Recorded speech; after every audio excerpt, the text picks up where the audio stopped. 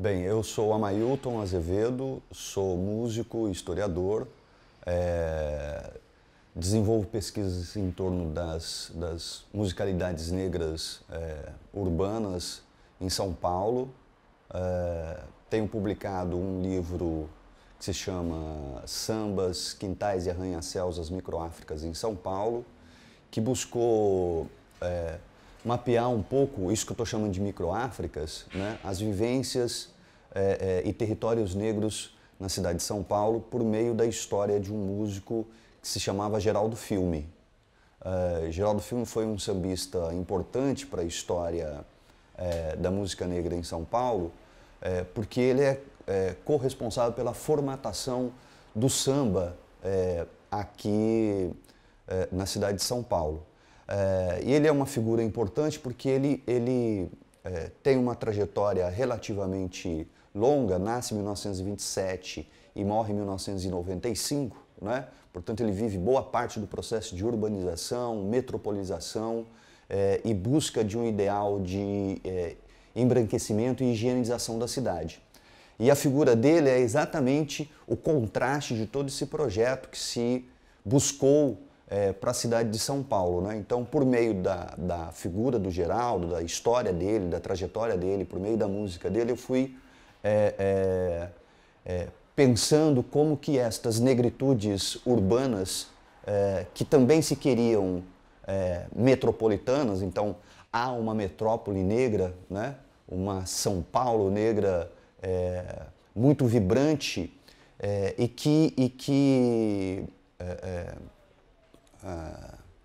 consolidou, vamos dizer assim, um modo de viver na cidade de modo muito particular que contrastava o ideal de civilização paulista de costas para a África, não é? E essa é a pesquisa que eu desenvolvi em torno da história do Geraldo Filme, o que me permitiu também refletir sobre como que estas microáfricas, né, elas se disseminaram, né, pelo espaço urbano, do centro à periferia, né, vamos dizer assim, consolidando uma história negra na cidade muito representativa, né? Diferentemente do que se acredita que as Áfricas brasileiras ficaram concentradas no Rio de Janeiro, na Bahia, no Maranhão, Minas Gerais, né? São Paulo tem uma história negra muito importante, né? Para você ter uma ideia, até o final do século XIX, 50% da cidade de São Paulo era constituída de moradores negros, né? Então, ali no período do Luiz Gama, o Luiz Gama morre em 1882, né? E é muito interessante porque no momento do cortejo, né, do enterro do Luiz Gama, ele conseguiu atrair muita gente, né, e uma maioria negra. Ele conhecido como advogado dos escravos, né, o Rábula, que libertou mais de 500 escravos, enfim, conseguiu se aproximar dessa população. Então, há uma África em São Paulo, né, pouco conhecida, pouco comentada, pouco pesquisada, né?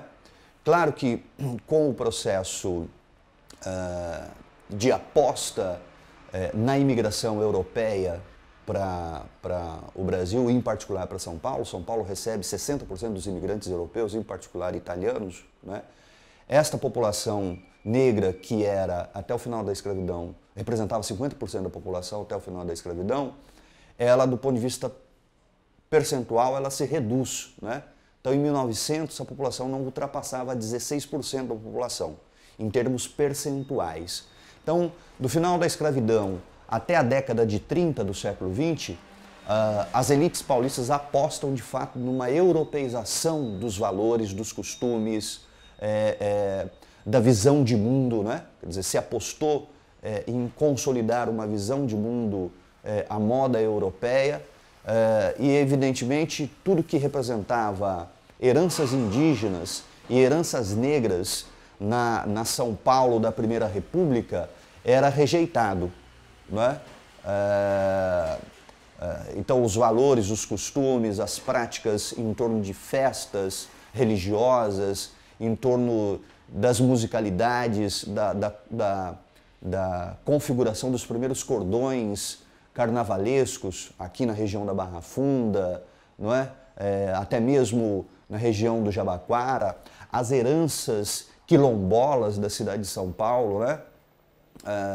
No Bexiga, Jabaquara, Pirituba, enfim, essas heranças vão sendo heranças que vão sofrer um processo de vigilância e rejeição, né, muito intenso. A Primeira República foi muito ingrata com ex-escravos, né, com os descendentes de escravizados. Quer dizer, a Primeira República ela foi nociva, ela rejeita, ela abomina, ela aterroriza, vamos dizer assim, né?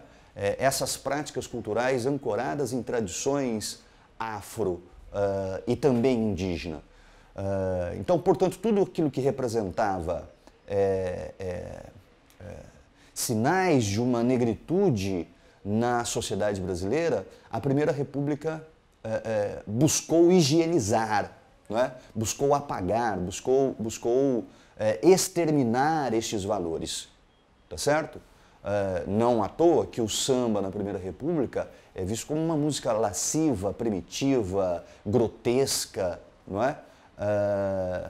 E isso é um bom indicador, vamos dizer assim, de como que uma música que explicitava, né, os valores negros, a Primeira República negou, bem como a capoeira, né?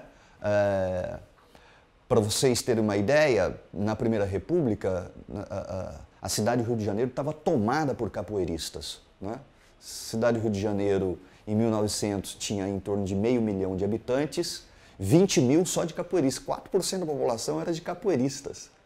Então, os capoeiristas se transformaram no inimigo número 1 da República. Então, portanto, tudo que representava valores de negritude era rejeitado pela Primeira República. Por isso que se aposta nesse projeto de imigração europeia, no sentido mesmo de forjar ou projetar uma civilização europeia brasileira. Olha só que interessante. Pelo menos do ponto de vista de um projeto republicano de nação. O fato é que essas culturas, vamos dizer assim, né, elas vão recusar no plano da vida diária, no plano da sua vida concreta, cotidiana, esse ideal de civilização. Né? Então a gente pode dizer que estas micro-Áfricas representaram uma experiência de transgressão, de resistência a esse projeto de nação europeia higienizada. Não é? Quando cessa esse projeto de imigração na década de 30 do século XX, a cidade de São Paulo é tomada por uma nova onda migratória. Uma nova onda migratória que a gente chama de migrantes nacionais, sobretudo de algumas regiões do Brasil, especificamente da Bahia, Pernambuco, Brasil Central, especificamente Minas Gerais e o interior do estado de São Paulo. A partir então da década de 30 e 40, a cidade de São Paulo é tomada por uma nova onda migratória, mas esta onda migratória passa a renovar heranças afro-nordestinas, afro-mineiras na cidade de São Paulo, porque esses migrantes são constituídos sobretudo de maioria negra e mestiça. Durante a Primeira República, os negros em São Paulo estão concentrados sobretudo em algumas micro-Áfricas muito bem situadas, que é aqui a Barra Funda, o Bexiga, Liberdade, são chamados os territórios negros históricos, ok? Não à toa, para você ter uma ideia, a Barra Funda na Primeira República era visto como o bairro Barra Pesada, porque era um bairro originalmente de portugueses e italianos. Depois da escravidão, a Barra Funda vai se enegrecendo. Não à toa que se considera a Barra Funda como o berço do samba paulista, né? A camisa verde e branco está aqui, né? Na região da Barra Funda. Os antigos sambas nos quintais das tias negras do samba, como Tia Augusta, era aqui na região da Barra Funda, não é? Então, ali durante a Primeira República, esses territórios negros estão concentrados, sobretudo nestas regiões da cidade. Além, claro, né, dos chamados quilombos urbanos, né? Quilombo aqui de Pirituba, sobretudo concentrado na região da Vila Anastácio, né? Na região do Ibirapuera, no Bosque da Saúde, né? Ali na região entre Vila Mariana e Saúde, esses chamados enclaves negros que viviam experiências semi-urbanas e semi-rurais, né? Até mesmo o Quilombo do Jabaquara, já neste momento. Com o processo, com o segundo processo migratório, que não era mais a imigração branca europeia, mas agora a imigração de negros e mestiços nordestinos, particularmente Bahia e Pernambuco, e de negros e mestiços de Minas Gerais e do interior de São Paulo, vão passar a residir em outros lugares da cidade de São Paulo. Para você ter uma ideia, nos anos 50 já havia no Brás, veja que eu não estou falando mais de Barra Funda, Bexiga e Liberdade, o Brás, o famoso forró do Brás nos anos 50. Não é? E neste momento, nos anos 50, a cidade de São Paulo tem em torno de 3 milhões de habitantes, 900 mil, ou seja, quase um terço da cidade de São Paulo era de imigrantes nordestinos. Tá certo?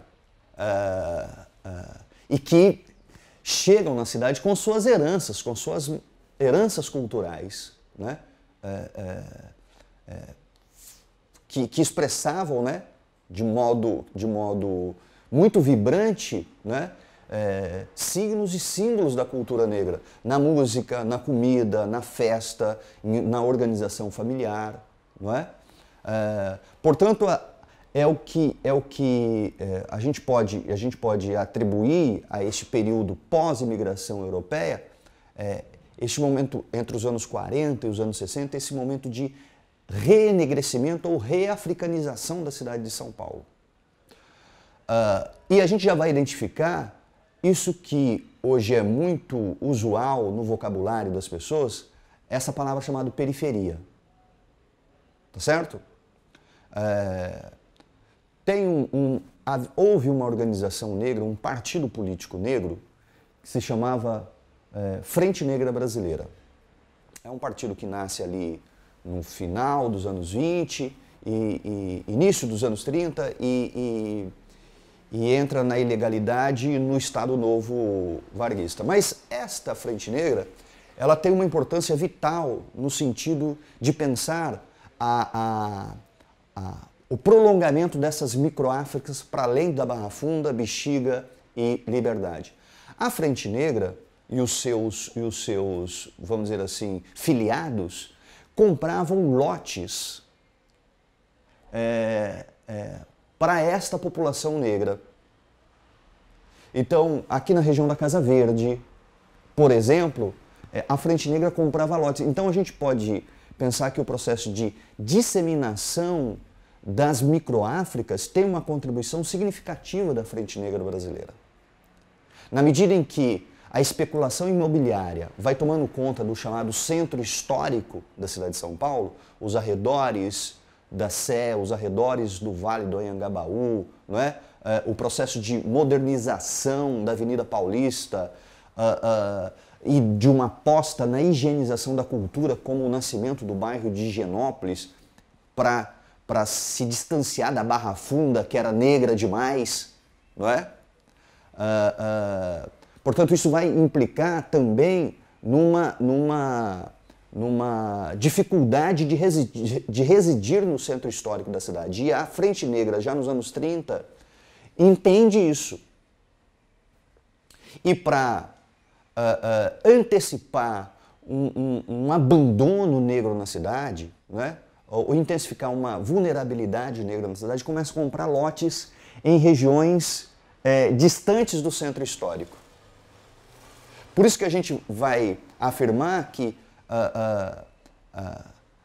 o processo de periferização vai também acompanhar um processo de africanização dessa periferia. Vou dar um exemplo. Então você tem uma migração interna dentro da cidade de São Paulo, da Barra Funda para Casa Verde. Até hoje, na Casa Verde, a chamada Rua Zilda, na Casa Verde Alta, é um antigo reduto negro da cidade. Aliás, esta Zona Norte, eu costumo dizer que ela consolidou e fortaleceu o que eu estou chamando de uma África paulistana. A grande maioria das escolas de samba está aqui. A grande maioria das escolas de samba está aqui na Zona Norte, né? Quer dizer, a presença do camisa verde aqui na Barra Funda e esse deslocamento, né, da população negra da Barra Funda para a região da Zona Norte, Casa Verde, do Bexiga em direção ao Bosque da Saúde e Jabaquara, não é?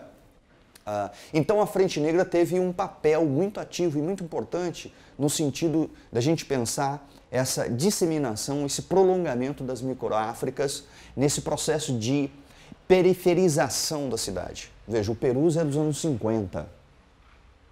Não é? O Capão Redondo tem 100 anos. Tá certo? O Capão Redondo tem 100 anos. Mas vamos dizer assim, a massificação dessa periferia ela vai ocorrendo ao longo do século XX, certo? Ela vai ocorrendo ao longo do século XX. Então a gente tem a Frente Negra nos anos 30 e todo o papel importante que a Frente Negra teve, mas, vamos dizer assim, a proliferação dessa população para as regiões periféricas vai ocorrendo também mediante a renovação do conceito e da noção de cidade. Nos anos 70, os chamados conjuntos habitacionais já eram um projeto, um modelo de cidade para a classe trabalhadora. Certo? Então, Itaquera, por exemplo.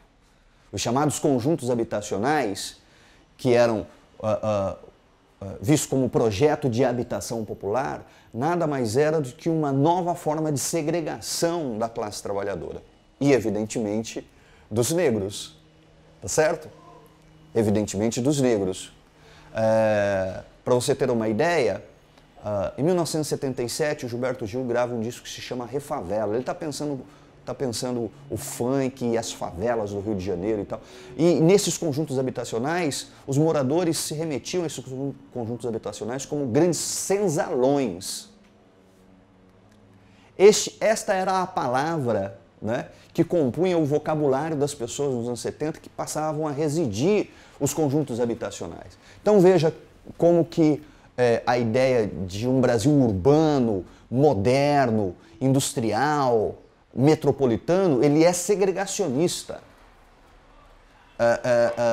e vai intensificando um modelo de apartação racial e social. Certo? Veja, se a Barra Funda nos anos 30 é considerado bairro barra pesada, né?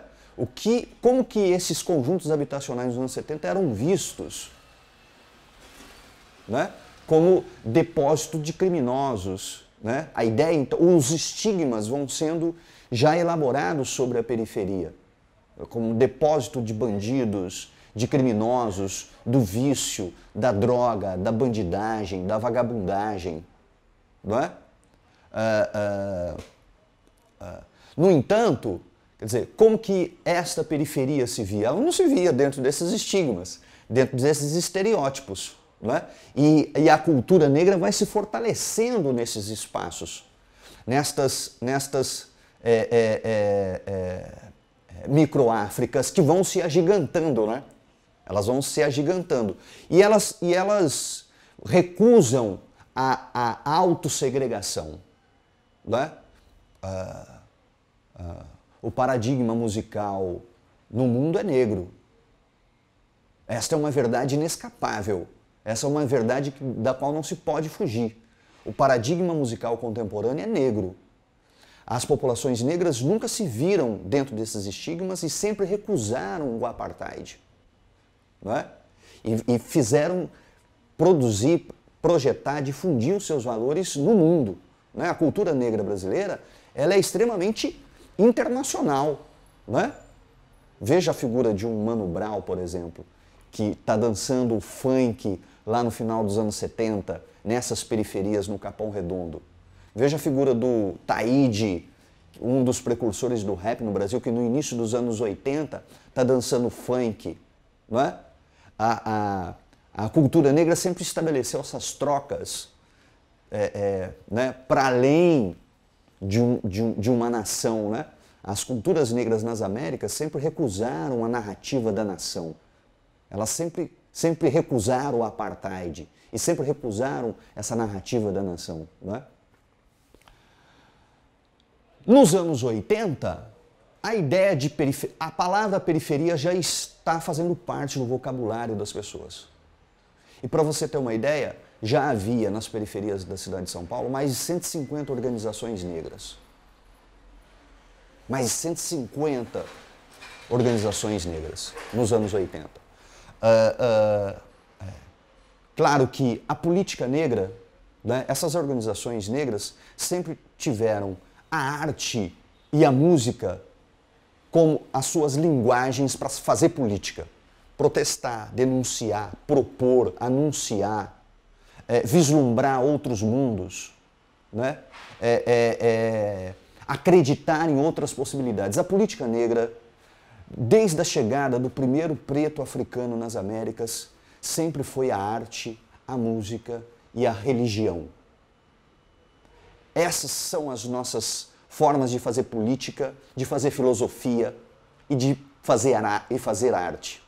Esta é a arte e a filosofia negra. A arte e a filosofia negra está na dança, está na música, está na religião, na noção de comunidade.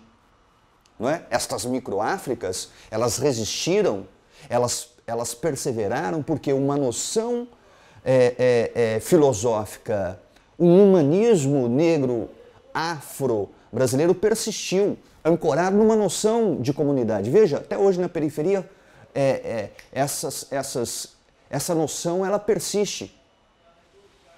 É nós mesmo, essa primeira pessoa no plural.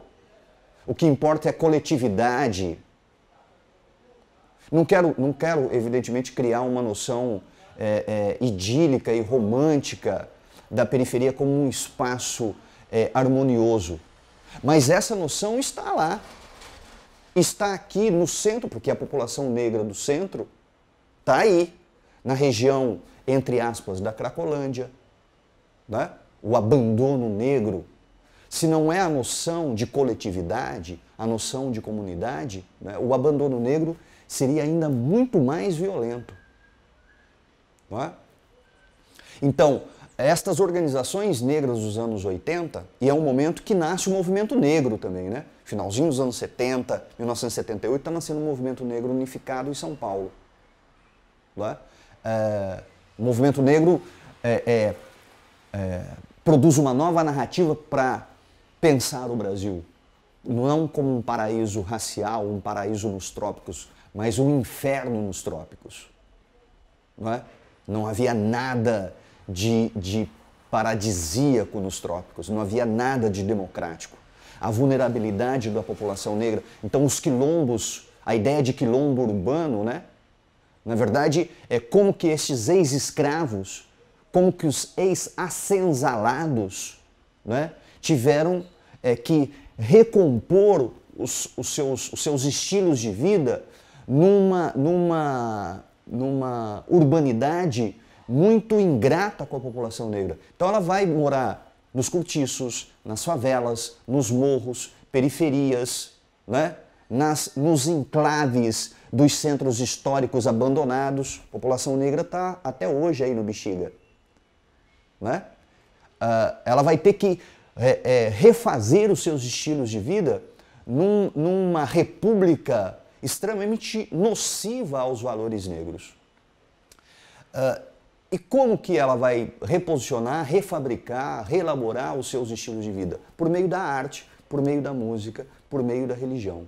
E por essa noção de coletividade ou de comunidade. E que fez afirmar e consolidar um outro modelo de vida, um outro paradigma civilizatório. É isso que se chama, alguns autores como o Muniz Sodré chama de humanismo prático negro. Não um humanismo abstrato, né? Mas um humanismo prático. Quer dizer, isso compõe a espinha dorsal, vamos dizer assim, da experiência negra nas comunidades escravas assenzaladas, mas também nas comunidades negras livres no pós-abolição e ao longo de todo o século XX. A espinha dorsal está aí, né? Nesse humanismo prático em que música, arte, religião e comunidade compõem um estilo negro de viver.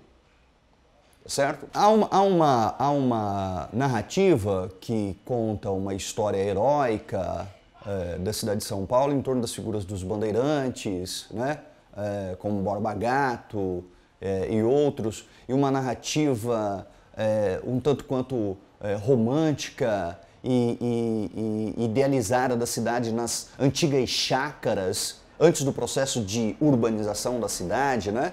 As chamadas chácaras que compunha uma vida semi-rural, entre o rural e o urbano, que na verdade escamoteava uma senzala, tá certo?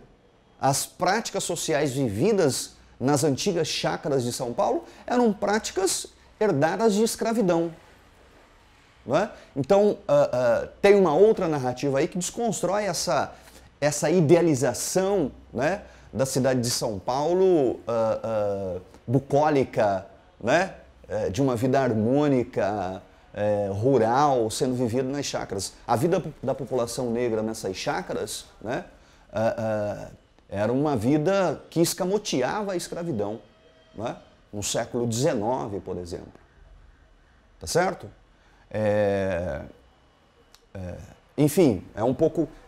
Mas também pensar que nessas antigas chácaras, esta ideia de território negro ou de micro-Áfricas também está se fazendo. Está se fazendo nas senzalas, na Casa Grande, os chamados escravos domésticos, né? Eles transitavam no fio da navalha, né? Entre o mundo senhorial, a atmosfera do mundo senhorial, né? E as heranças africanas postas na experiência desses negros domésticos. E veja, os escravos domésticos eram tão resistentes como os escravos das senzalas. As grandes lideranças negras do período escravocrata, do período escravagista, foram negros escravos domésticos. Zumbi dos Palmares, por exemplo. Tá certo? Essa é uma construção interessante também para repensar a própria história da escravidão e para pensar o próprio comportamento do negro no Brasil. Né? Em nenhum outro lugar da história das Américas houve tantas revoltas como aqui. O negro no Brasil foi o mais revoltado de todas as Américas. Porque quando você olha, estou falando do ponto de vista numérico mesmo, o número de revoltas é superior a qualquer outro lugar das Américas. É o negro mais revoltado das Américas, é o negro brasileiro. E qual era o negro mais revoltado? Aquele que dançava, aquele que fazia samba, aquele que ria, jovem. Então, aquele que mais dançava, que fazia as rodas de samba, ou no período da escravidão, quando o samba ainda não existia, as chamadas musicalidades em torno de congadas, de de jongos, de maracatus e outras expressões rítmicas e musicais, na verdade as festas eram a antessala da revolta. Tá entendendo? Era mais do que entretenimento, não era entretenimento, né? Era uma forma de viver, uma forma de evocar os ancestrais, mas também uma forma de estabelecer uma comunicação e projetos de rebelião. As festas negras no Brasil escravocrata era o momento, era a antessala da revolta, era a preparação para as revoltas. E eram sempre os que hoje chamaríamos de adolescentes, jovens, entre 14 e 24 anos, que organizavam essas rebeliões. E eram os que sempre estavam festejando, rindo, dançando. Mas a preparação da revolta, da rebelião, estava sendo sempre gestada. E a gente pode estender este conceito de microáfricas também para as comunidades de ascensalados, para os escravos domésticos, para os terreiros religiosos, né? Enfim, esses diferentes territórios que constituíram essas diferentes microáfricas, pequenas Áfricas, foram se disseminando pelo tecido social do Brasil colônia, do Brasil império, mas também do Brasil república e do Brasil urbano. Entende? E do Brasil metrópole. Há uma metrópole negra brasileira que nos aproxima muito mais dos povos Congo-Angola, dos povos Jeje e Yorubas do que qualquer rei da França. Tá certo?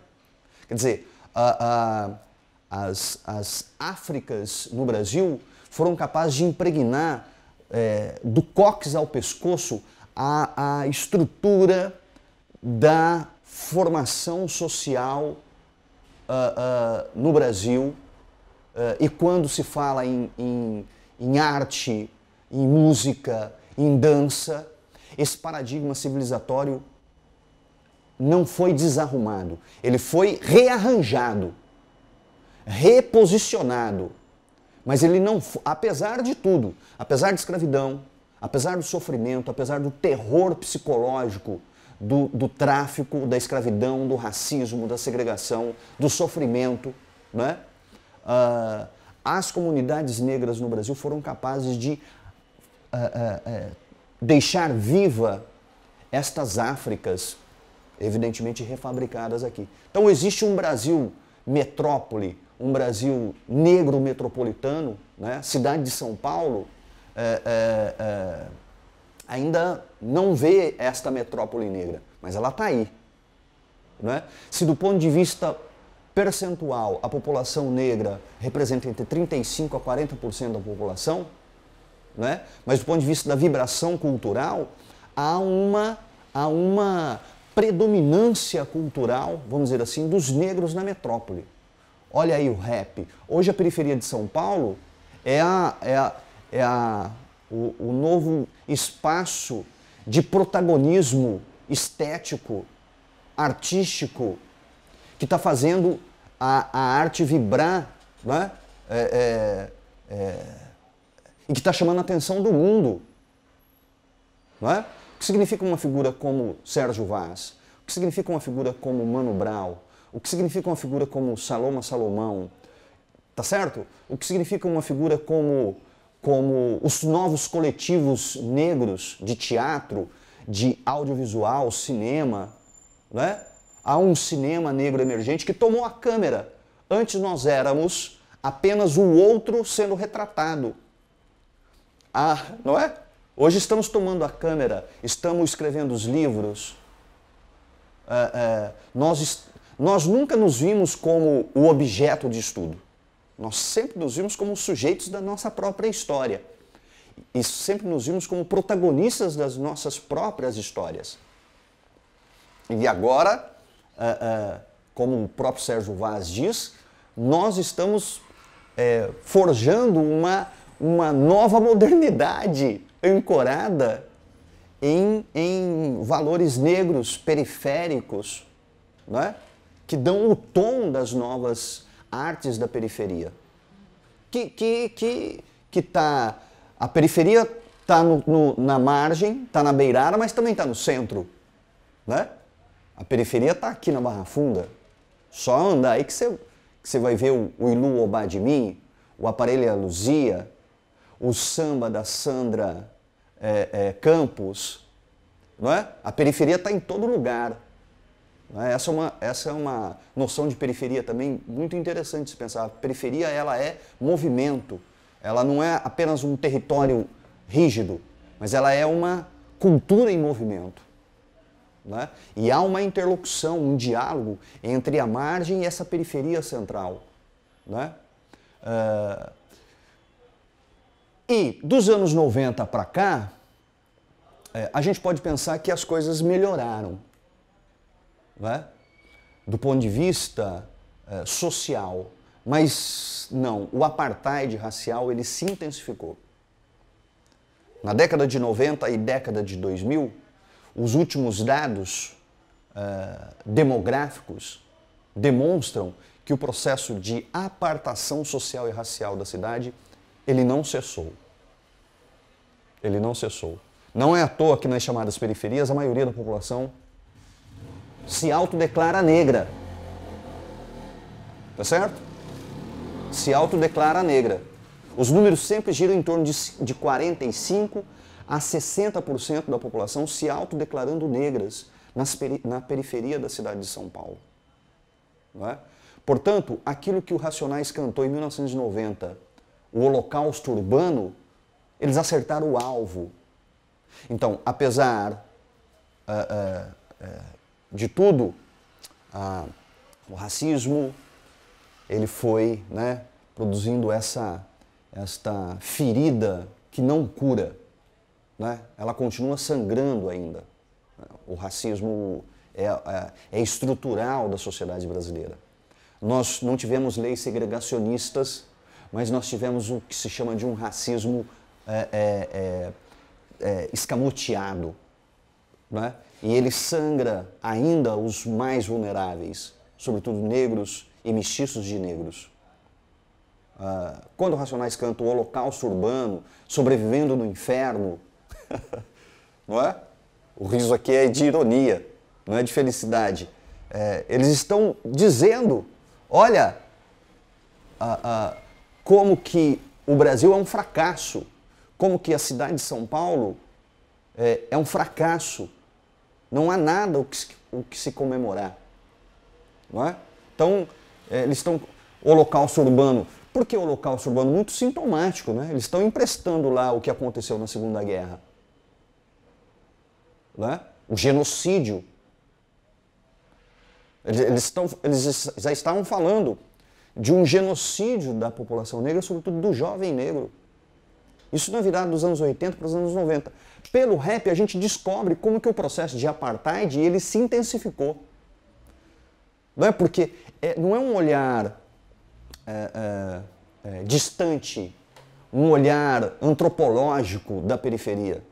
O olhar dos rappers é um olhar visceral de entender a condição humana vivendo o apartheid. Então, é o Holocausto Urbano, é sobrevivendo no inferno, negro drama, não é isso? É o negro drama, a vida do negro drama na metrópole. São Paulo não é sopa, como diria o Aláfia, né? E não é mesmo. E não é mesmo. São Paulo não é sopa. E para essa população negra e pobre, a vulnerabilidade, ela persiste, né? Ela insiste. E como lidar com isto? Arte. Arte. Continua se apostando na arte, na música, na dança, nas novas estéticas artísticas, audiovisual, teatro, não é? Moda, dança. As microáfricas ancoradas numa noção de comunidade, elas sempre rejeitaram a narrativa da nação, elas sempre foram além, não é? Sempre recusando uma autossegregação. Então o território pode ser entendido como o território do espaço físico geográfico, o território simbólico com as expressões da cultura negra, mas também um território imaginário dessas interlocuções internacionais entre as culturas negras. Hoje já se atribui a ideia de uma cultura negra no Brasil internacional, né, cosmopolita, tá certo? Que está além do território geográfico, certo? Rincon Sapiência está tocando em Paris, Racionais está sendo ouvido na América Latina, não é? Nós estamos ouvindo a música negra do mundo aqui no Brasil, tá certo? Então essa noção do território tem que ir para além da geografia e tem que ir para além do simbólico, tem que ser pensada também como que se imaginou um território negro mundial. E você vê a África, de repente, essa coisa das pequenas Áfricas aqui, como hoje assim, um território, pensando também o terreiro de Candomblé, ou as religiões como essas micro-Áfricas também que foram pensadas, né? Sim. Como esse espaço, ela seria o quê? Esse imaginário, essa fonte imaginária? Ou... A África sempre foi uma fonte inesgotável de renovação de estéticas artísticas. Sempre foi. Mesmo sendo o continente mais violentado, onde estão os mais injustiçados da história mundial, os mais esquecidos da humanidade, a África sempre foi essa fonte inesgotável de renovação das estéticas artísticas no mundo contemporâneo, não é? E no caso da cultura negra no Brasil, a África sempre foi a fonte da onde se bebeu a água. Sempre, do ponto de vista musical, do ponto de vista religioso, sempre foi, não é? Então, portanto, a gente pode afirmar, sem nenhum medo de errar, a ideia de uma refabricação, de um reposicionamento de filosofias africanas herdadas dos Congo-Angola, dos Jeje e Yorubas, no universo dos negros da escravidão ao Brasil contemporâneo, formatando a espinha dorsal dessa cultura negra. A África sempre foi o ponto de partida e o ponto de chegada. Tá certo? Quando estamos falando em noção de comunidade, nós estamos falando de um paradigma filosófico que contrasta o eu iluminista moderno europeu. Tá certo? Eu só existo porque vocês existem. Há uma autonomia minha diante da comunidade, mas a minha existência só é possível nela. Então, é diferente da noção de individualismo. Há uma noção de pessoa, que ela tem um espaço de autonomia para ser ela, mas ela se faz também nesta relação, é o que chamamos de um eu-comunidade, um eu estendido, um eu afro que se estende na comunidade. Tá entendendo? E isto é África. Isto é África. Os terreiros de candomblé, os terreiros de samba, os terreiros de congada, os terreiros de capoeira, os terreiros de maracatu, não é? Os bumba-boi, tambor de crioula, jongo, não é? Samba urbano, hip-hop, e não é só no Brasil, é nas Américas isso. É nas Américas isso. Veja que a palavra funk é uma palavra que se remete à região Congo-Angola. A palavra samba também, a região Congo-Angola. A palavra candomblé também a região Congo-Angola. Não é? Então, as palavras dizem coisas. Elas ajudam a gente a entender como que foi se formatando uma visão de mundo ancorada em valores africanos que constituíram este humanismo prático nas Américas, e em particular no Brasil. Revide, meu, revide, Revide se não quer desaparecer. O corpo negro continua sendo exterminado, o corpo negro continua ameaçado. Tome cuidado na linha de frente, porque a nossa gente sempre é o alvo. Faça de conta que vai jogar milho igual galinha e dê um rabo de arraia nessa rinha. Caia esperto na queda de rim, porque a bala nunca é de festim. Revide, meu, revide, revide, se não quer desaparecer.